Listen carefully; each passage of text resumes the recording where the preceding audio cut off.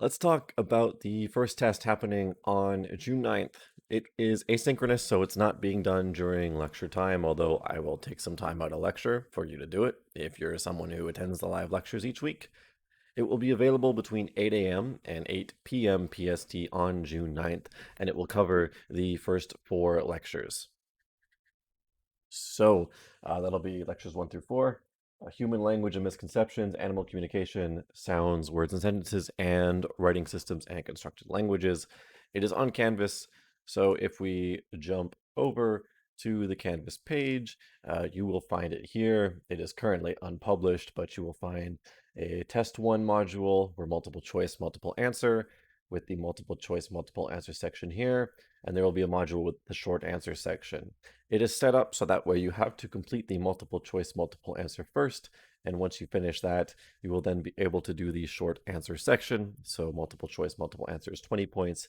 Short answer is 10 points. So I will put it on the front page as well, but it is in the module section where it is set up. Okay, so it's on Canvas, 15% of your grade. It's open book, but specifically this means everything in this point here.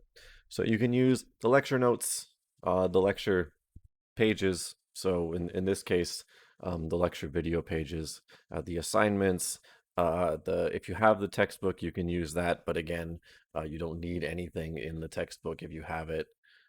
Any of the assignment article readings, any of the optional videos, basically anything on Canvas you can use. That includes the solution PDFs, practice exercises. You cannot consult other students, you cannot consult other materials.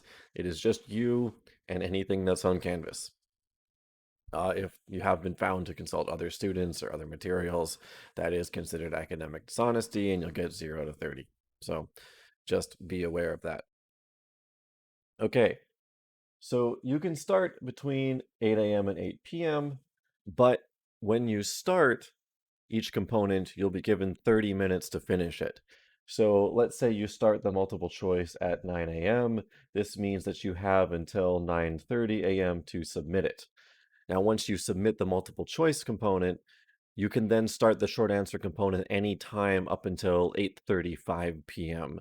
So if you do the multiple choice and you're like, wow, that was harder than I expected, or there was the specific lecture that I didn't quite understand as well as I thought, then you can take some time to study it or review it, and then you could do, say, the short answer at 2:30, and then you would have until 3 o'clock to submit the short answer, and Canvas will automatically take care of that.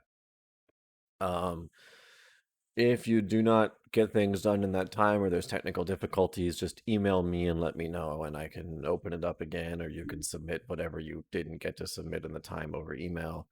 I'm pretty lenient about technical difficulties.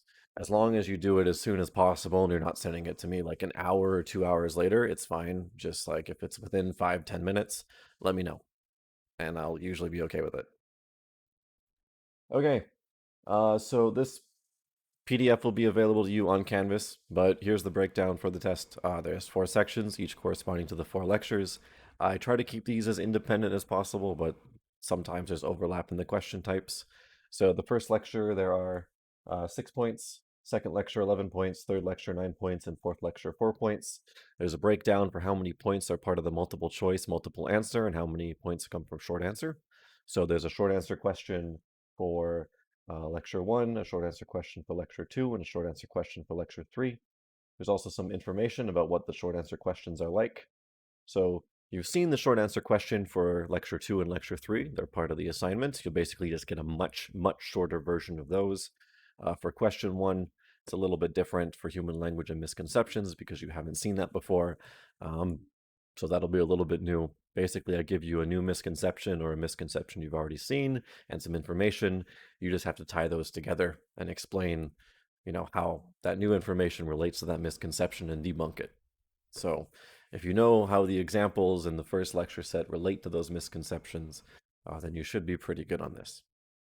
For multiple choice, multiple answer, a lot of the questions are very similar to the style of the ones in the practice exercises.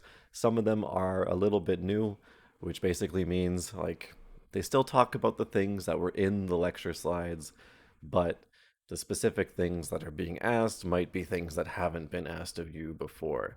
So it might be a definition or term that you haven't been asked in the practice exercise that was in the slides, but you haven't been asked in the practice questions yet because sometimes when you ask a question once, it can't be reused again. So I might have saved one of those questions for the test instead of putting it in the practice exercise.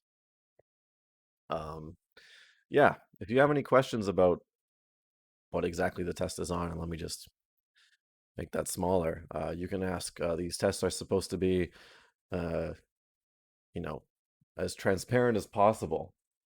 My goal in this course and with any sort of testing and assignments is to have you, not be worrying about what to study or how to study, but instead to have you think about the material and apply the material and understand the material. So that's why I'm telling you what you need to know, how many points come from each lecture, what exactly you should know, and what the questions are going to be like, because I care about you understanding the material and demonstrating your knowledge of the material. So this is what you should study. Um, you know what the questions are going to be like. You know what the short answer questions are going to be like. So it's your time to demonstrate your knowledge. And if the time window, so this 12-hour time window does not work for you, let me know before the test and I will adjust the time window for you. Um, yeah, if you have any questions about this, let me know. Discussion board, email, Discord, and I'll get back to you when I can. But yeah, this is the test guide, and that's all I have. So this is on June 9th from 8 a.m. to 8 p.m. PST. I will be in the Zoom lecture between 2:30 and 3:40 p.m. PST to answer any questions. There's no lecture during this time, but I am there silently to answer questions. So if you think you might have questions while you take it, be in Zoom during that time so I can answer questions if you have them.